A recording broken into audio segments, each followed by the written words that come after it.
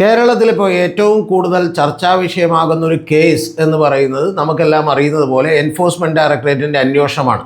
കഴിഞ്ഞ ദിവസം തന്നെ അവർ കോഴിക്കോടുള്ള 9 സ്ഥലങ്ങളിൽ റെയ്ഡ് നടത്തിയിരുന്നു. ആ റെയ്ഡ് നടത്തിയത് മുൻ മന്ത്രിയും അതുപോലെ CPM-ൻ്റെ നേതാവുമൊക്കെ ആയിട്ടുള്ള PA മുഹമ്മദ് റിയാസിൻ്റെ സുഹൃത്തുക്കളുടെയും ബന്ധുക്കളുടെയും അടക്കം വീടുകളിലാണ്.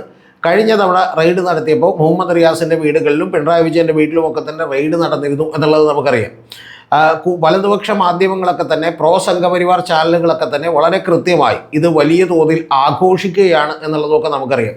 അപ്പോൾ ഇങ്ങനെ ആഘോഷിക്കുമ്പോൾ യഥാർത്ഥത്തിൽ CPM-ന് പോലും ചില കൺഫ്യൂഷൻസ് ഉണ്ട് എന്നുള്ളതൊരു യാഥാർത്ഥ്യമാണ്. കാരണം ഞങ്ങൾ ഇത് വീണ തൈക്കണ്ടിലിനെ ന്യായീകരിക്കണോ എന്ന് പറയുന്ന ഒരു സംശയമുണ്ട്.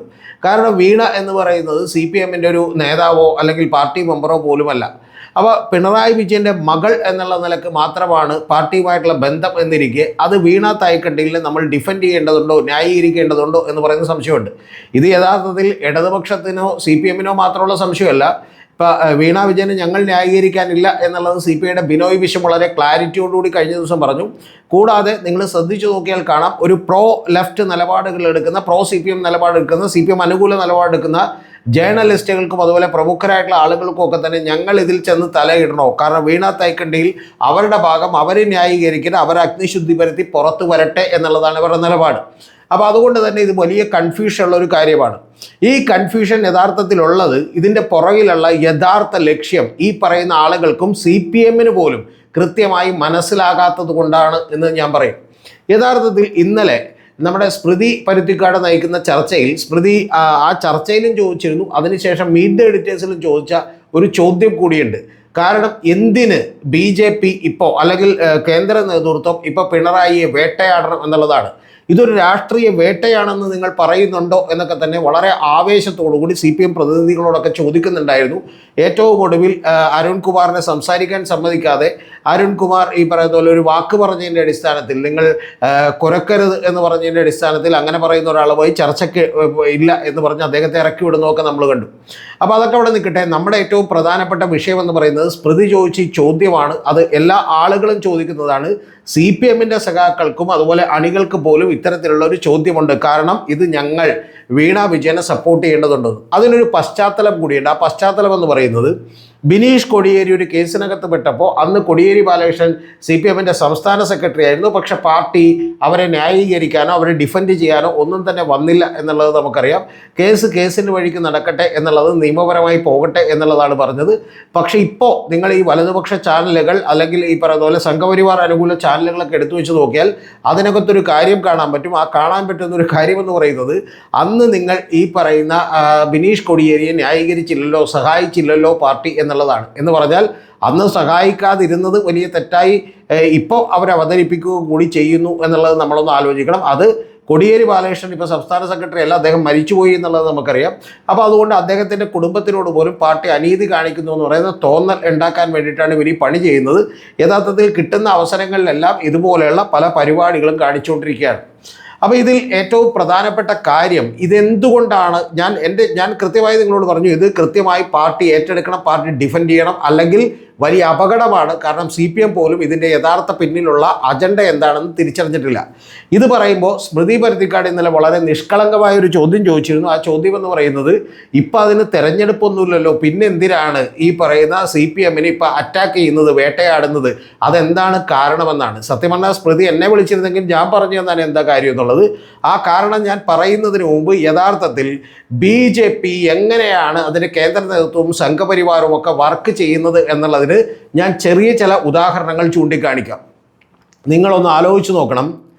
വെസ്റ്റ് ബംഗാളിൽ ഏറ്റവും ആദ്യം 3 സീറ്റും പിന്നീട് 77 സീറ്റുകളും നേടി നിൽക്കുമ്പോൾ ഇപ്പോൾ അവർ 200-ലധികം സീറ്റുകൾ നേടി അധികാരത്തിലിരിക്കുമ്പോൾ അവർ പണിയെടുത്തത് ഏതാണ്ട് ഒരു 5-10 കൊല്ലമാണ് എന്നുള്ളത് അറിയണം. എന്ന് പറഞ്ഞാൽ ആ 10 കൊല്ലവും എങ്ങനെയാണ് മമതാ ബാനർജിയുടെ ആളുകളെ വീക്ക്നെസ് നോക്കി, അവരുടെ ഈ പറയുന്ന പോലെ ദൗർബല്യങ്ങൾ നോക്കി എങ്ങനെയാണ് ആ പാർട്ടി അടിക്കാൻ കഴിയുക, എങ്ങനെയാണ് ഏതാണ് അവരുടെ ശക്തി, ഏതാണ് അവരുടെ പ്രശ്നങ്ങൾ എന്നുള്ളത് കൃത്യമായി കണ്ടെത്തിക്കൊണ്ട് വളരെ ലോങ് ആയിട്ടുള്ള ഒരു സ്ട്രാറ്റജി, അതായത് ഒരു തെരഞ്ഞെടുപ്പ് കഴിയുമ്പോൾ തന്നെ വെറുതെ ഇരിക്കുകയല്ല, അതിൻ്റെ തൊട്ടടുത്ത ദിവസം മുതൽ 5 കൊല്ലത്തേക്കുള്ള ഒരു സ്ട്രാറ്റജികൾ ബിൽഡ് ചെയ്തുകൊണ്ടാണ് ഇപ്പോൾ ഏറ്റവും ഒടുവിൽ പോലും ജയിച്ചേക്കുന്നത്. മമതാ ബാനർജിക്ക് കൃത്യമായി എൻബ്ലോക്കായി കിട്ടിക്കൊണ്ടിരുന്ന മുസ്ലിം സമുദായത്തിൻ്റെ വോട്ടുകൾ പോലും സ്പ്ലിറ്റ് ചെയ്യുന്നതിന് വേണ്ടി അസദുദ്ദീൻ ഒവൈസിയെയും നേരത്തെ മമതാ ബാനർജിയുടെ കൂടെ നിന്ന ആളുകളെ പോലും പുറത്ത് ചാടിച്ചുകൊണ്ട് കൃത്യമായി വോട്ട് സ്പ്ലിറ്റ് ചെയ്യിപ്പിച്ചുകൊണ്ടാണ് യഥാർത്ഥത്തിൽ അവിടെ BJPക്ക് വലിയ തോതിലുള്ള വിജയം സമ്മാനിക്കാൻ കഴിഞ്ഞിട്ടുള്ളത്. അപ്പോൾ ഈ വിജയം നേടാൻ കഴിഞ്ഞിട്ടുള്ളത് ഇതെല്ലാം തന്നെ കൃത്യമായ പദ്ധതികളിലൂടെ ബ്രിക്ക് ബൈ ബ്രിക്ക് കെട്ടിപ്പൊക്കിയിട്ടുള്ള പദ്ധതികളാണ്. ഞാനിപ്പോൾ അതിൻ്റെ വിശദാംശങ്ങളിലേക്കൊന്നും പോകുന്നില്ല, കാരണം സമയപരിമിതി ഉള്ളതുകൊണ്ടാണ്. ഇത് യഥാർത്ഥത്തിൽ മമതാ ബാനർജി എന്ന് പറയുന്ന ഒരു പാർട്ടിയെ തന്നെ തകർക്കുകയും അതിനുശേഷം സുവേന്ദു അധികാരി അധികാരത്തിലേക്ക് കയറിയതിൻ്റെ തൊട്ടടുത്ത ദിവസം നടത്തിയ പ്രസ്താവന ഒരൊറ്റ മാസത്തിന് മുമ്പിൽ തൃണമൂൽ കോൺഗ്രസ് ഇല്ലാതാകുമെന്നാണ്. ഇന്ന് തൃണമൂൽ കോൺഗ്രസിൻ്റെ അവസ്ഥ നമുക്കറിയാം. മമതാ ബാനർജിയുടെ കയ്യിൽ നിന്ന് പുല്ലും പൂവും പുറമുള്ള ചിഹ്നവും അതുപോലെ തൃണമൂൽ കോൺഗ്രസിൻ്റെ ആസ്ഥാനവും അതുപോലെ എല്ലാം അവർക്ക് നഷ്ടപ്പെട്ടിരിക്കുന്നു. 28ഓളം വരുന്ന MP-മാരിൽ 20 പേര് കൂടി അപ്പുറത്തേക്ക് മാറിയിരിക്കുന്നു. വളരെ കുറച്ച് ആളുകൾ മാത്രമേ അവരുടെ കൂടെയുള്ളൂ, നേതാക്കന്മാർ. പക്ഷെ അവരുടെ കൂടെ വലിയൊരു ജനക്കൂട്ടമുണ്ട്. കാരണം ഇന്നും അവർ പ്രസംഗിക്കാൻ ചെല്ലുമ്പോൾ 40% വോട്ടുകൾ കഴിഞ്ഞ അവിടെ കിട്ടിയിരുന്നു. കൂടാതെ അവരുടെ കൂടെ വലിയ ജനസമൂഹമുണ്ട്. അപ്പോൾ ഇത്തരത്തിൽ BJP വളരെ കൃത്യമായി എതിർ രാഷ്ട്രീയ പാർട്ടികളെ തകർക്കാൻ വേണ്ടി പദ്ധതി ഇടുന്നതിൻ്റെ കൃത്യമായിട്ടുള്ള ഉദാഹരണങ്ങൾ സമയം ദൈർഘ്യം കൂടുതലോ എന്ന് പേടിച്ചിട്ടാണ്. കാരണം ഓരോ ദിവസവും ഓരോ മിനിറ്റുകളും ഓരോ മണിക്കൂറുകളും ഓരോ മാസവും വർഷവും ഒക്കെ തന്നെ കൃത്യമായി പ്ലാൻ ചെയ്തുകൊണ്ട് മുന്നോട്ട് നീങ്ങുന്ന ഒരു പാർട്ടിയാണ് BJP എന്ന് പറയുന്നത്. ഇതിവിടെ മാത്രമല്ല കണ്ടിട്ടുള്ളത്. യഥാർത്ഥത്തിൽ നവീൻ പട്നായിക്കിൻ്റെ ഒഡീഷയിലെ ഭരണം വീഴ്ത്താൻ ആ നവീൻ പട്നായിക്കിൻ്റെ പാർട്ടിക്കകത്ത് തന്നെ വലിയ അസംതൃപ്തി ഉണ്ടാക്കുകയും ഒരു IAS-കാരൻ അദ്ദേഹത്തിൻ്റെ കൂടെ വന്ന് ചേരുകയും ചെയ്തപ്പോൾ ആ IAS-കാരൻ തമിഴ്നാട്ടുകാരനാണ് എന്ന് പറഞ്ഞുള്ള പ്രചരണം നടത്തിക്കൊണ്ട് പോലും എങ്ങനെയാണ് തകർക്കാൻ കഴിയുക എന്നുള്ളത് അവർ കൃത്യമായിട്ട് എന്ത് ചെയ്തു, പ്ലാൻ ചെയ്ത് പദ്ധതിയിട്ട് നടപ്പിലാക്കിയവരാണ്. കാരണം അവിടുത്തെ ക്ഷേത്രങ്ങളുമായി ബന്ധപ്പെട്ട വിശ്വാസങ്ങളെ അതിനുവേണ്ടി കൃത്യമായി ഉപയോഗിച്ചവരാണ്. ഇതിൻ്റെ ഏറ്റവും പ്രകടമായ ഉദാഹരണം എന്ന് പറയുന്നത് നിങ്ങൾ അറിയേണ്ടത്, നമ്മൾ ഡൽഹിയിലേക്ക് വന്നാൽ കാണാം. ഡൽഹിയിലേക്ക് വരുമ്പോൾ അവിടെ അരവിന്ദ് കെജ്രിവാൾ എന്ന് പറയുന്ന ഒരു മുഖ്യമന്ത്രി ഉണ്ടായിരുന്നു. അരവിന്ദ് കെജ്രിവാളിനെയും ഹേമന്ത് സോറൻ എന്ന് പറയുന്ന ജാർഖണ്ഡ് മുഖ്യമന്ത്രിമാരെയും 2 മുഖ്യമന്ത്രിമാരെ എൻഫോഴ്സ്മെൻറ്റ് ഡയറക്ടറേറ്റ് അറസ്റ്റ് ചെയ്ത് ജയിലിലിട്ടിരുന്നു എന്നുള്ളത് നിങ്ങൾ മറന്നു പോകരുത്. അരവിന്ദ് കെജ്രിവാളിനെ പിടിക്കാനുള്ളൊരു കാരണം അദ്ദേഹത്തെ പിടിക്കാൻ സകല പരിശ്രമം നോക്കിയിട്ട് നടന്നില്ല. പക്ഷേ ഏറ്റവും ഒടുവിൽ അവർ കണ്ടെത്തിയത് ഗവൺമെൻറ്റിൻ്റെ ഭാഗമായി, നിങ്ങൾ ശ്രദ്ധിച്ച് കേൾക്കണം, ചീഫ് മിനിസ്റ്റർ എന്നുള്ള നിലക്ക് ഒരു നയം തീരുമാനിച്ചതിൻ്റെ ഭാഗമായി, ആ നയം തീരുമാനിച്ചതിൻ്റെ ഭാഗമായി 800-ലധികം വരുന്ന ലിക്കർ ഔട്ട്ലെറ്റുകൾ തുറന്നതിൻ്റെ ഭാഗമായി ഒരു മിസ്റ്റേക്ക് ഉണ്ട് എന്നുള്ളത് അവർ കണ്ടെത്തിയില്ല. പക്ഷേ കോൺഗ്രസ് ഒരു പരാതി കൊടുക്കുന്നു. ആ പരാതിയുടെ അടിസ്ഥാനത്തിൽ ഞങ്ങൾക്കൊരു സാധ്യത ഉണ്ട് എന്ന് തെളിഞ്ഞുകൊണ്ട് CBIയും അതുപോലെ എൻഫോഴ്സ്മെൻറ്റ് ഡയറക്ടറേറ്റും ഒക്കെ അവിടെ അന്വേഷണം നടത്തുകയും അരവിന്ദ് കെജ്രിവാളിനെ തന്നെ പിടിച്ചകത്തിടുകയും ചെയ്തു. അരവിന്ദ് കെജ്രിവാളിനെ തകർക്കാൻ ഒന്നാമത്തേതായി അവർ മനസ്സിലാക്കിയ ഒരു കാര്യം, അതിൽ ഏറ്റവും ഇമ്പോർട്ടൻ്റ് ആയിട്ടുള്ള ഒരു കാര്യം എന്ന് പറയുന്നത് അരവിന്ദ് കെജ്രിവാളിൻ്റെ അഴിമതി വിരുദ്ധ പ്രതിച്ഛായ തകർക്കണമെന്നാണ്. കാരണം അരവിന്ദ് കെജ്രിവാളിൻ്റെ ബേസ് എന്ന് പറയുന്നത് ഈ പറയുന്ന അഴിമതി വിരുദ്ധ പ്രതിച്ഛായകൾ തകർക്കണമെന്നാണ്. രണ്ടാമത്തേത്, ഡൽഹിയിലൊരു പോപ്പുലേഷൻ എന്ന് പറയുന്നത് മറ്റു പല സ്ഥലത്തു നിന്നും വന്നിട്ടുള്ള ആളുകളാണെന്നും അങ്ങനെ വന്നിട്ടുള്ള ആളുകളെ എങ്ങനെ സ്വാധീനിക്കാൻ കഴിയണമെന്നും അത് ഏതൊക്കെ ഏരിയകളിൽ നിന്നാണെന്നും ആ ഏരിയകളിൽ നിന്ന് വന്നിട്ടുള്ള ആളുകൾക്ക് വേണ്ടി കൃത്യമായിട്ട് ഓരോ മറ്റ് സംസ്ഥാനങ്ങളിലെ നേതാക്കന്മാർ എങ്ങനെ വന്ന് പണിയെടുക്കണമെന്നും ഒക്കെ കൃത്യമായി അവർ ആലോചിച്ച് തീരുമാനിച്ചുറപ്പിച്ചിരുന്നു. ഒരു ഉദാഹരണം നിങ്ങളോട് പറഞ്ഞാൽ, 15,000-ഓളം വരുന്ന വാൽമീകി സമുദായത്തെ കഴിഞ്ഞ 5 കൊല്ലവും ഡീൽ ചെയ്യാൻ വേണ്ടിയിട്ട് അവരുടെ ത്രിപുര മുഖ്യമന്ത്രിയായിട്ടുള്ള ആളെ തന്നെ ചാർജ് ഏൽപ്പിക്കുകയും 8 സോണുകളാക്കി വിഭജിച്ചുകൊണ്ട് അവരുടെ 8 MP-മാർക്കും കൂടാതെ അതിൻ്റെ മുകളിലുള്ള മന്ത്രിമാർക്കും ഒക്കെ തന്നെ ചാർജ് കൊടുക്കുകയും ചെയ്തുകൊണ്ട് കഴിഞ്ഞ 5 കൊല്ലവും പരിശ്രമിച്ചതിൻ്റെ ഏറ്റവും വലിയ നേട്ടമാണ് കഴിഞ്ഞ നിയമസഭാ തെരഞ്ഞെടുപ്പിൽ അരവിന്ദ് കെജ്രിവാളിനെ ഇല്ലാതാക്കിയത്. കെജ്രിവാളിൻ്റെയും ആം ആദ്മി പാർട്ടിയും എന്തുകൊണ്ട് അവർ ഭയന്നു എന്ന് ചോദിച്ചാൽ, അവരുടെ ഏരിയകളിൽ അവരുടെ ഈ പറഞ്ഞ ഐഡിയോളജികളിൽ അവരെക്കാൾ വലിയ ഐഡിയോളജികൾ പറഞ്ഞുകൊണ്ട് അവർ ഉഴുതുമറിച്ചിട്ടുള്ള മണ്ണിൽ കൃഷി ഇറക്കാനും വിള കൊയ്യാനുമുള്ള ഒരു ശ്രമം കെജ്രിവാൾ നടത്തി എന്നുള്ളതാണ്. എന്ന് പറഞ്ഞാൽ ഇപ്പോൾ അവർ തന്നെ രാമരാജ്യത്തെക്കുറിച്ചും അതുപോലെ തന്നെ അയോധ്യ ക്ഷേത്രത്തെക്കുറിച്ചും ഒക്കെ പറഞ്ഞുകൊണ്ടിരിക്കുമ്പോൾ ക്ഷേത്രം പണിതത് അവരാണ് എന്ന് പറഞ്ഞുകൊണ്ട് അവരതിൻ്റെ ക്രെഡിറ്റ് അടിച്ചു മാറ്റാൻ ശ്രമിക്കുമ്പോൾ അരവിന്ദ് കെജ്രിവാൾ പറഞ്ഞത് 60 വയസ്സ് കഴിഞ്ഞ ആളുകളെല്ലാം ഞാൻ അങ്ങോട്ട്, അതായത് ഹിന്ദുക്കളാണെങ്കിൽ ഞാൻ അയോധ്യയിലേക്ക് അവരെ തീർത്ഥയാത്ര കൊണ്ടുപോകുമെന്നാണ്. നിങ്ങളൊന്ന് ആലോചിച്ച് നോക്കൂ, ക്ഷേത്രം പണിത ആളോടല്ല നമുക്ക് കൂടുതൽ സ്നേഹവും കടപ്പാടും ഉണ്ടാവുക, അങ്ങോട്ട് തീർത്ഥയാത്ര ഫ്രീ ആയി കൊണ്ടുപോയ ആളോടാണ് നമുക്ക് കടപ്പാടുണ്ടാവുക. കൂടാതെ ഇന്തോനേഷ്യയിലെ പോലെ ചില രാജ്യങ്ങളിലെ പോലെ തന്നെ ലക്ഷ്മിയുടെയും സരസ്വതിയുടെയും ഒക്കെ ചിത്രങ്ങൾ നോട്ടുകളിൽ പ്രിൻ്റ് ചെയ്യണം എന്നാവശ്യപ്പെട്ടത് അരവിന്ദ് കെജ്രിവാളാണ്. അപ്പോൾ ഇത്തരത്തിൽ അവർ ഇളക്കി മറിച്ചിട്ടുള്ള മണ്ണിൻ്റെ ഫ്രെയിം വർക്കിലേക്ക് വളരെ എളുപ്പത്തിൽ ഈ പറയുന്ന പോലെ കൃഷി ഇറക്കുകയും അവിടെ നിന്ന് വിള കൊയ്യാനും ഒക്കെ ശ്രമിച്ചപ്പോൾ മറ്റു പല സ്ഥലങ്ങളിലും ഇപ്പോൾ ഗുജറാത്തിലും ഹരിയാനയിലും അതുപോലെ പഞ്ചാബിലും ഒക്കെ തന്നെ അതിൻ്റെ നേട്ടങ്ങൾ കൊയ്യാൻ തുടങ്ങിയപ്പോൾ ബി ജെ പി ഭയന്നു. ബി ജെ പിക്ക് മനസ്സിലായി ഇതിങ്ങനെ വിട്ടാൽ ശരിയാവില്ലെന്ന്. അതുകൊണ്ട് ഏറ്റവും ആദ്യം അദ്ദേഹത്തിൻ്റെ അഴിമതി വിരുദ്ധ പ്രതിച്ഛായ തകർക്കണമെന്ന് തീരുമാനിച്ചു. കൂടാതെ അദ്ദേഹത്തിൻ്റെ പാർട്ടി സ്ട്രക്ചറിനെ കുറിച്ച് പഠിച്ചപ്പോൾ ആ സ്ട്രക്ചറിൽ വലിയ ഉറപ്പുള്ള സ്ട്രക്ചറല്ലെന്നും അതുകൊണ്ട് അതിൽ ഏതാനും ചില നേതാക്കന്മാരെ നമുക്ക് ജയിലിലടക്കാൻ കഴിഞ്ഞാൽ വലിയ ഗുണമാകുമെന്നും അവരുടെ പ്രവർത്തനങ്ങളൊക്കെ തന്നെ തടസ്സപ്പെടുമെന്നും അതിനെതിരെ പോരാടാൻ കഴിയുന്ന വലിയൊരു പാർട്ടി സ്ട്രക്ചറോ ജനങ്ങളോ ഒന്നും അവരുടെ കൂടെ ഇല്ലാതെ നോക്കിയുള്ള തോന്നൽ അവർക്കുണ്ടായി. പ്രത്യേകിച്ചും ഡൽഹിയിലെ ഒരു അർബൻ മിഡിൽ ക്ലാസ് ആയിട്ടുള്ള ആളുകളൊക്കെ സംബന്ധിച്ചോളം തന്നെ അവരാണ് അണികളായിരുന്നത്, അവരാണ് കൂടുതൽ വോട്ട് കൊടുത്തുകൊണ്ടിരുന്നത്. കൂടാതെ ബി ജെ പിക്ക് മനസ്സിലായ ഒരു കാര്യം, പാർലമെന്റിലേക്ക് പലപ്പോഴും 57% വോട്ടുകൾ കിട്ടുകയും എന്നാൽ നിയമസഭയിലേക്ക് വരുമ്പോൾ 37-38% വോട്ടായി ചുരുങ്ങിപ്പോവുകയും ചെയ്യുന്ന ഒരു പ്രതിഭാസം അവിടെയുണ്ട്. അതിനെ തടഞ്ഞു നിർത്തണമെങ്കിൽ ആം ആദ്മി പാർട്ടിയുടെ ഗുഡ് ഗവേണൻസിൻ്റെയും വെൽഫെയർ പൊളിറ്റിക്സിൻ്റെയും ഒക്കെ തന്ത്രങ്ങൾ തങ്ങൾ കൂടിയെടുത്ത് പയറ്റിയാലേ മറ്റു എന്നവർക്ക് മനസ്സിലായി. അങ്ങനെയാണ് അരവിന്ദ് കെജ്രിവാൾ കൊടുക്കുന്നതിനേക്കാൾ വലിയ ഓഫറുകൾ അവർ കൊടുത്തത്. നേരത്തെ രേവഡ പൊളിറ്റിക്സ് എന്നൊക്കെ പറഞ്ഞ് നരേന്ദ്രമോദി കളിയാക്കിക്കൊണ്ടിരുന്ന കാര്യങ്ങൾ പോലും അതേ വെൽഫെയർ പൊളിറ്റിക്സ് അവിടെ ഇറക്കാനും അവർ തയ്യാറായി. കൂടാതെ അരവിന്ദ് കെജ്രിവാളിൻ്റെ ഭരണത്തിൽ പറ്റിയിട്ടുള്ള ചെറിയ ചെറിയ കുഴപ്പങ്ങൾ പോലും അവർ വലുതാക്കി പർവ്വതീകരിച്ച് കാണിക്കാൻ അവർക്ക് കഴിഞ്ഞു. ഉദാഹരണത്തിന് ഒരു പൈപ്പിലൂടെ ശുദ്ധജലം വരുന്നതിന് പകരം മലിനജലം വരുന്നത് വലിയ പ്രശ്നമായിരുന്നതോടെ ആ പ്രശ്നത്തെ അവർക്ക് ഉയർത്തി കാണിക്കാൻ കഴിഞ്ഞു. അറ്റ് ദ സെയിം ടൈം ഒരു കാരണവശാലും അദ്ദേഹം പണിത നല്ല സ്കൂളുകളെക്കുറിച്ചും അതുപോലെ തന്നെ ഇലക്ട്രിസിറ്റി ഫ്രീ ആക്കിയതിനെക്കുറിച്ചൊന്നും ഒരു സ്ഥലത്തും മിണ്ടരുത്, അതൊന്നും ചർച്ചയാക്കരുത് എന്നുള്ളത് കൂടി വിചാരിച്ചു. അപ്പോൾ ഇങ്ങനെ വളരെ കൃത്യമായി സിസ്റ്റമാറ്റിക്കലി വളരെ റിസർച്ച് ചെയ്ത് പഠനം നടത്തി സ്റ്റെപ്പ് ബൈ സ്റ്റെപ്പ് എന്തൊക്കെ തകർക്കണം എന്ന് മനസ്സിലാക്കിക്കൊണ്ടാണ് കൃത്യമായി ആം ആദ്മി പാർട്ടി അവർ ഒടിച്ചു മടക്കി പെട്ടിയിലാക്കിയത്. പാവം ആം ആദ്മി പാർട്ടിക്ക് ഇപ്പോൾ വലിയ ശക്തിയില്ലാതാവുകയും ഏറ്റവും ഒടുവിൽ അവരുടെ പഞ്ചാബിൽ നിന്നുള്ള 7 MP തന്നെ കൂട്ടത്തോടെ ബി ജെ പി കൊണ്ടുപോവുകയും ചെയ്തു. എന്ന് പറഞ്ഞാൽ ഇങ്ങോട്ട് മാറാൻ തയ്യാറുള്ളവർക്ക് മാറാം, അല്ലാത്തവർക്ക് യഥാർത്ഥത്തിൽ ഇത്തരത്തിൽ അന്വേഷണ ഏജൻസികളുടെയൊക്കെ വലിയ ആക്രമണങ്ങൾ നേരിടേണ്ടി വരുമെന്നാണ്. ഇപ്പം മാറിയിട്ടുള്ള പഞ്ചാബിലെ തന്നെ ചില മന്ത്രിമാരുടെ അടുത്ത് പോലും ഇത്തരത്തിൽ ഇപ്പം മാറിയിട്ടുള്ള ഒരു MP അടുത്ത് പോലും ഇത്തരത്തിലുള്ള ചില അന്വേഷണങ്ങൾ നടന്നുകൊണ്ടിരിക്കുന്നു എന്നുള്ളത് നിങ്ങൾ വിസ്മരിച്ചുകൂടാ.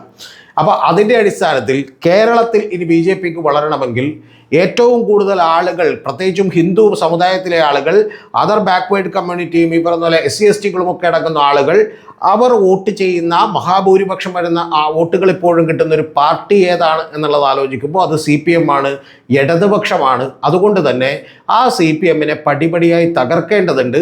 ആ തകർക്കാൻ വേണ്ടി തൽക്കാലം ഇപ്പോൾ കോൺഗ്രസിനെ സഹായിച്ചാലും കുഴപ്പമില്ല എന്ന് വിചാരിച്ചുകൊണ്ടാണ് നിങ്ങൾ ശ്രദ്ധിച്ചു നോക്കിയാൽ കാണാം, നേരത്തെയും ഇപ്പോഴും ഒക്കെ തന്നെ പല സംഘപരിവാർ അനുകൂല ചാനലുകളും യൂട്യൂബ് ചാനലുകളും ഒക്കെ VD സതീശനെയും ഒരുപോലെ സപ്പോർട്ട് ചെയ്തു, BJPയെ സപ്പോർട്ട് ചെയ്യുന്നതായിട്ട് നിങ്ങൾക്ക് കാണാം.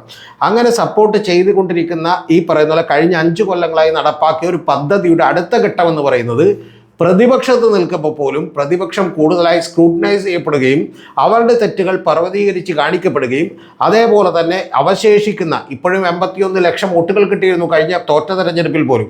അപ്പോൾ ആ വോട്ടുകളിൽ ഒരു 10-30 ലക്ഷം വോട്ടുകൾ കൂടി ഇനിയും താഴേക്ക് കൊണ്ടുവരാൻ കഴിയുന്ന അവരുടെ ബേസിക് ഈ പറയുന്ന പോലെ കമ്മ്യൂണിസ്റ്റ് സോഷ്യലിസ്റ്റ് ഐഡിയോളജികളും CPM-ൻ്റെ ആശയഗതികളും ഒക്കെ പിന്തുടരുന്ന വളരെ സ്ട്രോങ് ആയിട്ടുള്ള ഒരു ലെഫ്റ്റ് ഇടതുപക്ഷ മനോഭാവമുള്ള ആളുകളുടെ മനസ്സിലേക്ക് പോലും ഇവർ യഥാർത്ഥ ലെഫ്റ്റ് അല്ല എന്നവർക്ക് തോന്നിപ്പിക്കാൻ കഴിഞ്ഞത്. കൂടാതെ ഇവരുടെ മക്കളൊക്കെ തന്നെ വലിയ സൗകര്യങ്ങളിൽ ജീവിക്കുന്നവരാണ്, വലിയ ആർഭാടത്തിൽ ജീവിക്കുന്നവരാണ് എന്ന് പറഞ്ഞൊരു നറേറ്റീവ് ഉണ്ടാക്കാനാണ് 20 കോടി രൂപയുടെ അടക്കം വലിയ ഈ പറയുന്ന പോലെ ചെറിയ എഴുതിയിട്ടുള്ള ലൂസ് പേപ്പറുകൾ കണ്ടെത്തി എന്ന് പറയുന്ന കൃത്യമായിട്ടുള്ള പ്രസ് റിലീസ് അടക്കം പുറത്തു വിട്ടിട്ടുള്ളത്.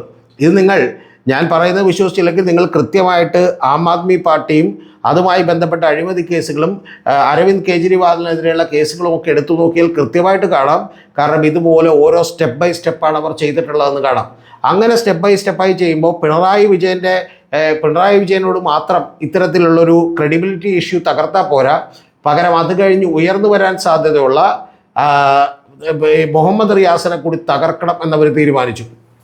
ഇത് പറയുമ്പോൾ സാമാന്യബോധമുള്ള ഇടതുപക്ഷ മനോഭാവമുള്ള ആളുകളൊക്കെ തന്നെ ഒന്ന് കേൾക്കണം, മനസ്സിലാക്കണം. അല്ലെങ്കിൽ സാധാരണ മറ്റ് പാർട്ടിക്കാരും തന്നെ മനസ്സിലാക്കണം. ഒരൊറ്റ ചോദ്യമേ എനിക്കുള്ളൂ. കഴിഞ്ഞ 5 കൊല്ലം ഇതേ PA മുഹമ്മദ് റിയാസ് ടൂറിസം വകുപ്പും അതുപോലെ പൊതുമരാമത്ത് വകുപ്പും ഭരിച്ചിരുന്നു. ഈ ടൂറിസം വകുപ്പും പൊതുമരാമത്ത് വകുപ്പും രണ്ടും വേണമെങ്കിൽ അഴിമതി നടത്തണമെന്ന് താല്പര്യമുള്ള ഒരാൾക്ക് അഴിമതി നടത്താൻ കഴിയുന്ന മേഖലകളാണ്. അതിൽ തന്നെ പൊതുമരാമത്ത് വലിയ സാധ്യതയുള്ളൊരു വകുപ്പാണ്. പക്ഷെ ആ വകുപ്പിൽ ഇതേവരെ കഴിഞ്ഞ 5 കൊല്ലം ഭരിച്ചിട്ട് പോലും ഒരൊറ്റ അഴിമതി ആരോപണം പോലും, ഒരു രൂപയുടെ അഴിമതി ആരോപണം പോലും കേൾക്കാത്ത ഒരാളാണ് മുഹമ്മദ് റിയാസ് എന്ന് ആലോചിക്കണം. അതേ മുഹമ്മദ് റിയാസ് ഈ പറയുന്ന അദ്ദേഹത്തിൻ്റെ ജീവിത പങ്കാളിയായി വീണ വരുന്നതിന് 3 കൊല്ലങ്ങൾക്ക് മുമ്പ് തന്നെ ഈ വീണ പല ഇടപാടുകളും അദ്ദേഹവുമായി നടത്തിയിരുന്നു, അദ്ദേഹത്തിൻ്റെ ബാങ്ക് അക്കൗണ്ടുകളിലേക്ക് നടത്തിയിരുന്നു. അവിടെ നിന്ന് മുഹമ്മദ് റിയാസ് ഈ സുഹൃത്തുക്കൾക്ക് ഇത് പണം കൈമാറിയിരുന്നു എന്നൊക്കെയുള്ള അസംബന്ധമായിട്ടുള്ള കുറിപ്പുകൾ എങ്ങനെ വരുന്നു എന്ന് ചോദിച്ചാൽ, അരവിന്ദ് കെജ്രിവാളിനെ ഏറ്റവും അവസാനം എക്സോണറേറ്റ് ചെയ്തതുപോലെ ഇതിൽ നിന്നൊക്കെ വിമുക്തനാക്കിയതുപോലെ വിമുക്തനാകും.